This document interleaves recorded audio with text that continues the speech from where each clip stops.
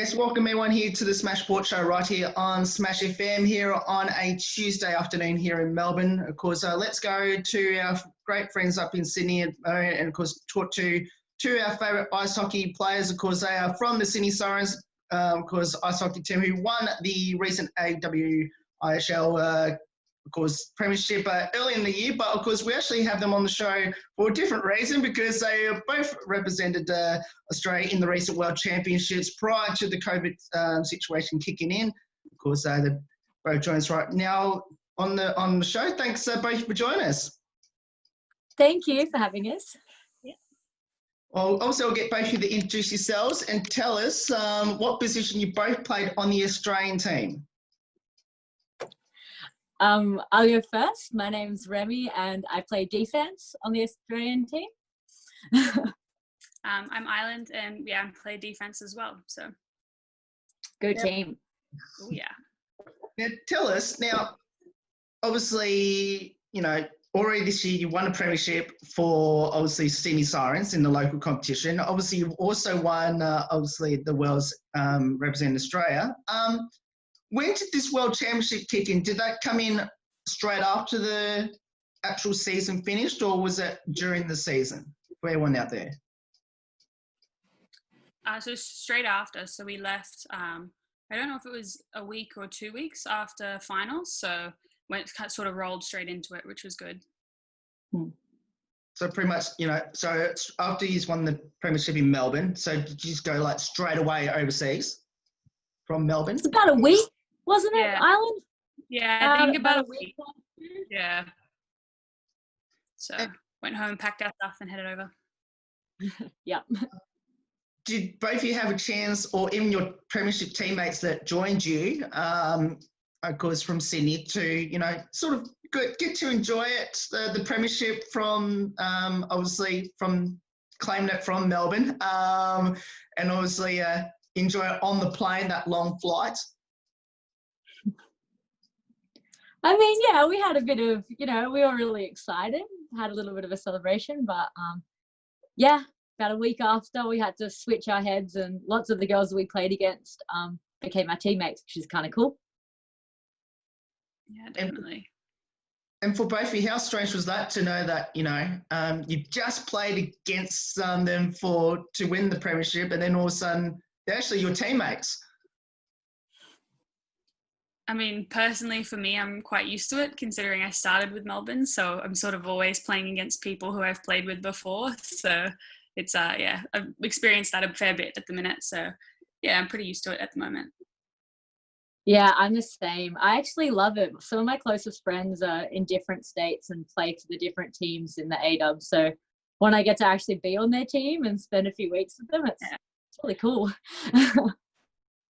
Now, tell us a bit about the Worlds, especially, I guess, after you arrived at Worlds, I guess, how much time did you actually have to sort of, after obviously arriving there, to sort of get ready before that first game? You go, Rem. Yeah, so, okay.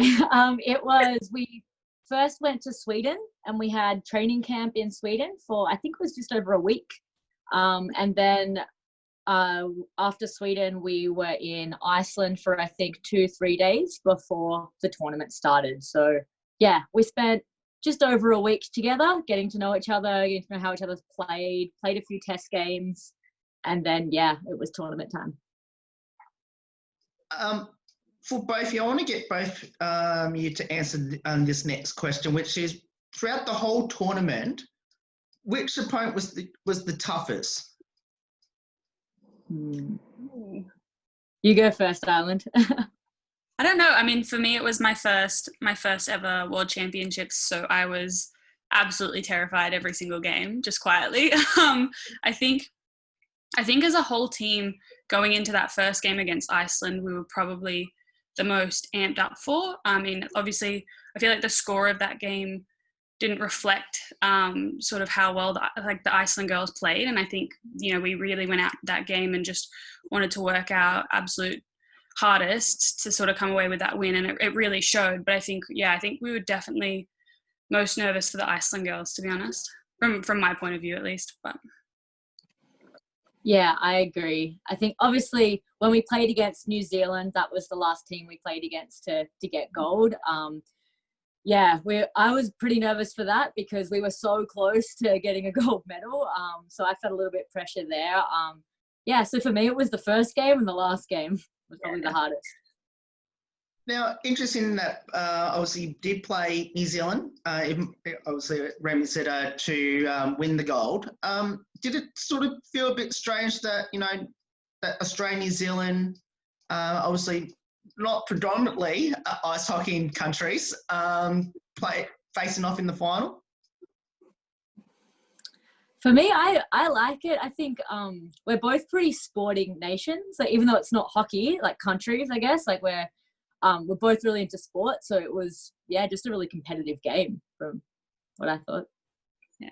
It seems like, I think, obviously this was my first tournament, but going into it, it seemed like there was this real rivalry between us and New Zealand, like a friendly rivalry, but definitely a rivalry. Yeah. So it kind of gave it that intensity and made it a heap of fun as well, which was good. Yeah. Now, did Australia obviously get to play against like countries like Canada or US throughout the whole tournament? No. There are a few divisions above us, that's for sure. Oh, right. Yeah. Fair enough. Maybe one day. Yeah, maybe. One day. Now, I guess for both of you, what did this World's Championship win mean to both of you? For me,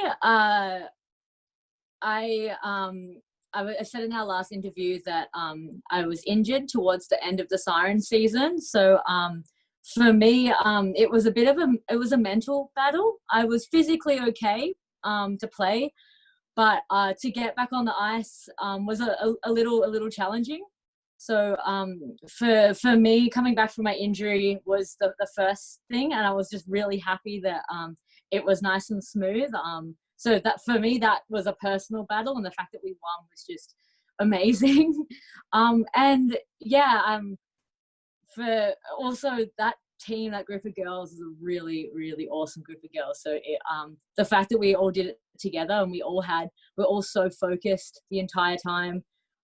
We're all a real passionate group, and we all really wanted it. So it meant a lot to do it with with that group of girls too, for me. Yeah, I think for me, like, I didn't really know what to expect going into it. I just wanted to sort of go in there and play my role and not stick out like a sore thumb, and do the little things right. And I think, like the group of girls was incredible, and it was a great, like just under 3 weeks really. So the whole experience was incredible, and winning was just really icing on the cake. So. Now, I don't know if I asked this question when I had both of you on the show to talk about Sirens, the championship there, but I guess now reflecting on it, being 3-4 months later, and obviously with no sports at the moment, which one's more special this year in 2020? Was it the Sirens Championship in Melbourne, or was it the World's Championship? I don't even know. That's the hardest question. Yeah, I don't think you can put one on top of the other. I think the winning worlds. We do so much work individually, and then we all come together as a team a couple of weeks before, and it's like this big rush and this big thing, and then you do the tournament, and all of a sudden it's over, and it's so incredible, and you're traveling and seeing things. Whereas, Sirens, we're working on it for months, and it's like we're this little family here, and we all train together consistently, and I don't think you can compare the pair, to be honest. Yeah, well said, Eiland. I totally agree. Very well said. Now, I have to ask. Now, obviously, for everyone out there, now you mentioned before, obviously, I'm assuming that the Australian team was made up of pretty much Sydney and Melbourne, the two dominant teams, and obviously Adelaide. Can't leave them out. But is that the true reflection? It was mainly made of Sydney, Melbourne, and Adelaide team players. I know we had 2 from Brisbane as well, and there was definitely some WA girls. I don't know how many, but there was pretty even spread across the board, really. Like Melbourne, Sydney, 2 Brisbane girls, and then Adelaide, of course, and WA as well. So teams from everywhere. So. And how special was it to, obviously we mentioned, I guess, how special was it to win it? But I guess how special was the bond throughout that whole time and obviously the trip home? Yeah, you become a family when you travel together, hey?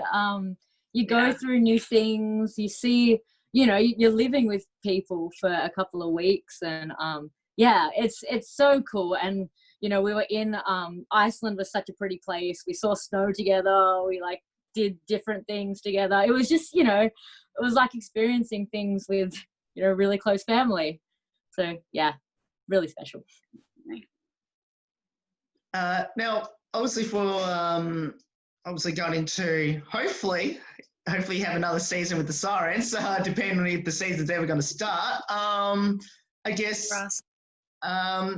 what's the goals for the team, if any, or for both of you, if the season even starts? I don't know, to be honest. I think everyone at the minute is sort of just waiting to hear whether or not winter season gets started, because I think that'll be sort of the underlying factor as to whether or not AWIHL even goes ahead. So I just keep training and keep working towards it, and fingers crossed we've got a season. So obviously the thought after you win a season is to come back and do it again, but I think it's at the moment, the time that we're in, I think it'll just be exciting to be in the same room with all these girls again, with all the Sirens and stuff, which sounds hilarious, but I think we're all really missing it. So I guess the goal to just become a close team again, build that team culture up if we have new girls, because like we said with the Aussie team, we're a family, so kind of keep building that Sirens family, and then see what happens with the season and take it from there, I guess. Now, obviously, you can't go to the rink and obviously train and all that at the moment. I guess, what have both of you been doing to still keep the fitness going, hopefully, during this lockdown thing we're in right now? So I'm pretty lucky. Our national team coach, Stu, here in Canberra, he's actually got a gym set up in his garage. So I've been using that 3-4 times a week. And I'm so jealous. Really good. I got really lucky. So a lot of endurance, cardio, sort of high intensity body weight stuff. And then I've actually had access to a gym. So pretty lucky. Well, on the other hand, they're literally at my feet under my desk right now. I have 2 dumbbells that I can change. And I have a yoga mat and a kettlebell. And that's what I've been doing. I've been doing lots of online yoga. I live in a little apartment, by the way. So I've been doing lots of online yoga. I've been puck handling around my dining room and stuff. And trying to keep as fit as I can. I've been rehabbing my shoulder some more. Nice. And just really trying to make sure that I'm 100%, nothing else can happen when we do go back, kind of control the controllable at the moment. And that's it. Now, I know I already asked this question in the last interview, but for anyone that missed it, I'm going to ask the same question, which is, what does the sport of ice hockey mean to both of you now, especially this year, considering not many sports have the luxury, or not many people have the luxury of winning 2 premierships in the same year? I mean, for me, I'm probably just going to repeat what I said in the last interview, really. I think, as cheesy as it sounds, hockey's it's this little family that I have. Every team that I play on is this new little family, and I've met the most incredible people through it, and it's really just family for me, to be honest. It obviously keeps me motivated, and it gives me things to work on in that aspect, but the actual family side of it and how well I get along with everyone, no matter the team, is it's a big driver for me personally. Yeah. I think for me, hockey's my life. My family is part of hockey. My dad and I coach together. My mum hangs out. My nan comes. I think I said that last time. Like it is, you know, the hockey teams are my family, but also like, yeah, the fact that my mum and dad also came to Worlds as well. And so to be able to share that with them as well was really special. And yeah, I also do lots of coaching. So I try to put back to people as well and just try to be, I guess, a female role model to people who are coming through, or, you know, just make it obvious that girls can play hockey too. So yeah, that's what it means to me. It's pretty special.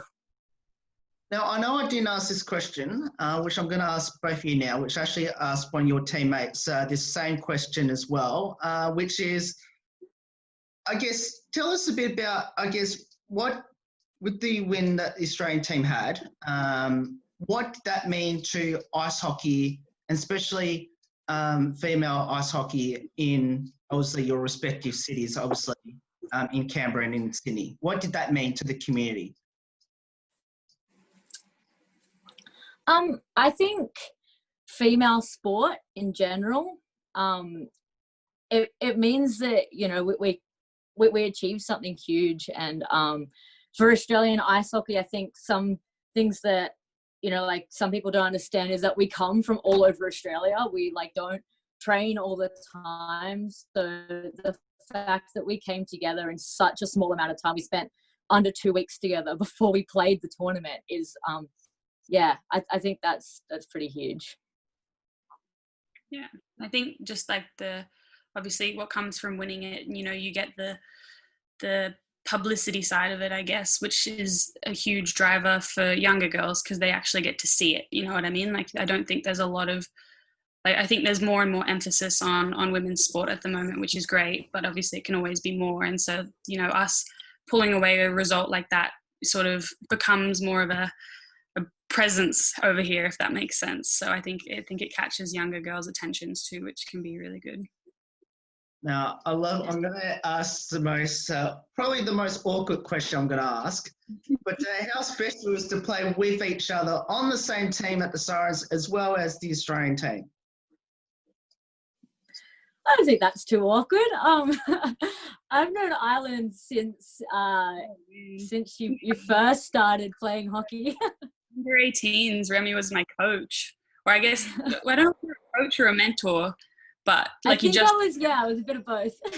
Yeah, a bit of both, but yeah, God, yeah, Remi sold me my very first pair of hockey pants. Actually, that was so long ago. But I remember going up to Sydney to see her at Skaters with my dad, and she sold me my first pair of pants. And she's always been there ever since I've started, really. So we have a great relationship. So it's always. So it's awesome that we get, like, you know, we've played together now for a while in Sirens, but even when we played again, because yeah, I knew you when you were really young, so yeah, it's just cool to be a part of it, I guess. And yeah, like I remember when we were like working on how to play D with you, right? Like, so like yeah. I love it. I think it's great.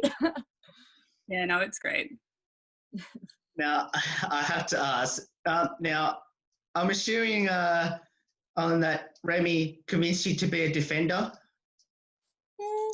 No, actually, that would be my dad. Yeah. So my dad's a defenseman as well, and I think when you're you know, younger kids, sort of the kids who can skate backwards get thrown into defense, and I could always skate backwards, so I just sort of followed dad, really. But yeah, of course, Remi's still an aspect of that, of course, but I think dad was the main driver.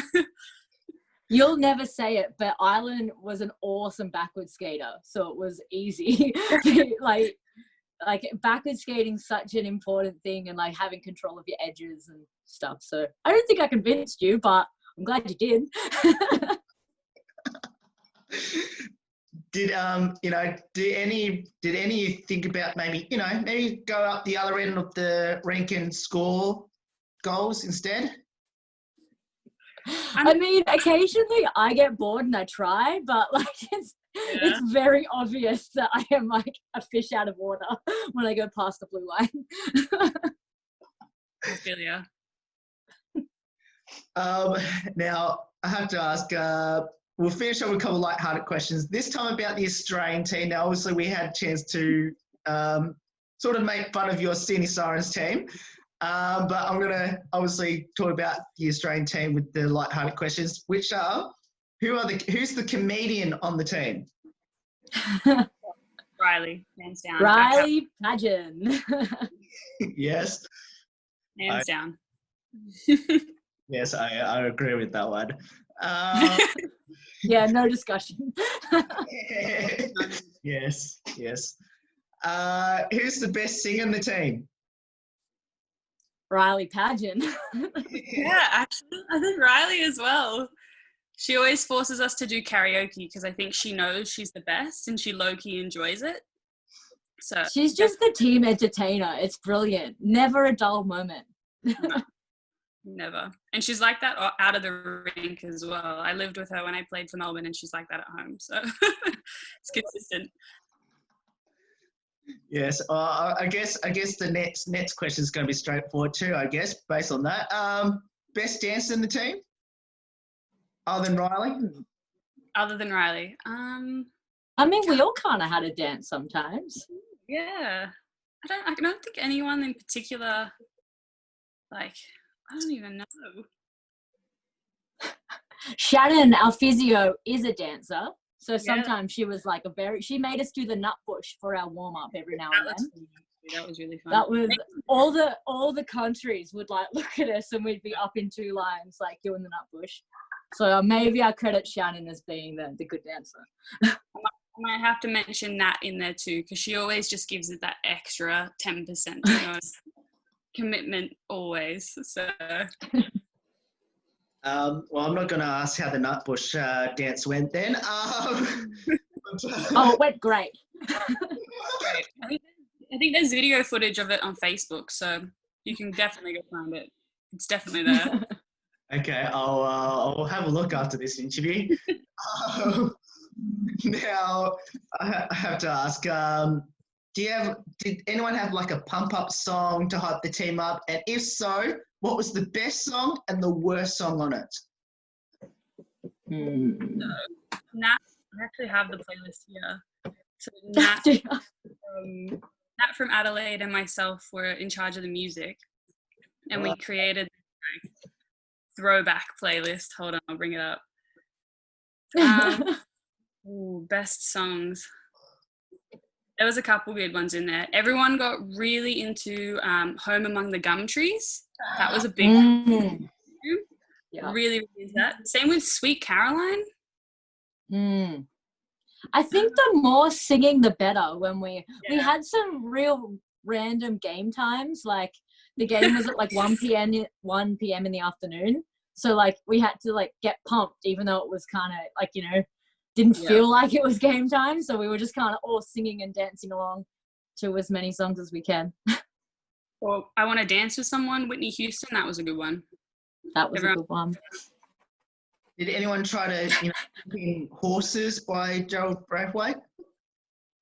That's actually Sirens one. Yeah. I mean, I'm a big fan, but I'm aware that some people aren't huge fans.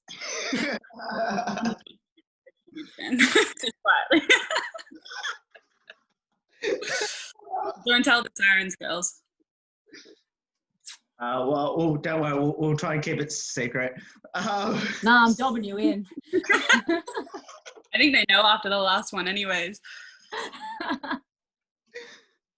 Now we'll finish off with two final ones, which is now obviously after winning a championship. Now obviously both you mentioned about you had to have a little quick celebration with the Sirens before you went overseas. How was the celebrations after winning Worlds? Ready for the disappointment of the year? Oh man, yeah. So we finished the game and we had this plan. We were going to hang out at the hotel with all the other teams, but there was a storm coming through and they were so worried that we were going to get caught on the bus in the storm in all this snow. So we had to leave that night on the bus. Oh, no. We had no time. We literally attended the medal ceremony, packed up our stuff, packed the bus, like, because we were in real snowy Iceland, and just had to leave. Yeah. We did celebrate on the bus, but yeah. Oh, yeah. It was a fun time on the bus, but still. I don't know which one's worse. Now, we'll finish off with one last one. Describe the Australian team in as many words as you like. Fun. Entertaining. Loud. Yeah. Loud. Family. Passionate. Family, yeah. Hard work. Hyphenated. Hard work. Yeah. Yeah, I just think just a really incredible group of people who just were all there for the same reason. We all bought in for the same thing. We all wanted the same thing, and we knew what we needed to do to get there, really. It was incredible. It was so awesome that even on day one, everyone had the same goal. We were all aligned. We were all passionate. We were all ready.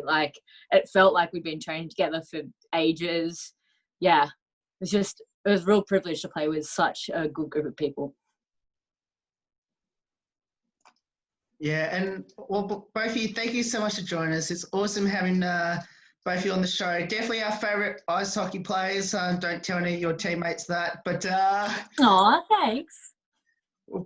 Hopefully we'll get a chance to see both of you, hopefully up in Sydney when we go up to Sydney ourselves, and hopefully get to catch up with both of you in person, and let's hope for the Sirens that you can go on and win it all again in 2021. Fingers crossed. Thank you. Thank you. No worries. And that's Eiland and Remi there from, of course, the Australian, championship team, as well as the champion Sydney Sirens women's ice hockey team. Of course, you can find out all the details about how you can watch these two amazing players in action for the Sirens when the season comes out, hopefully later in the year.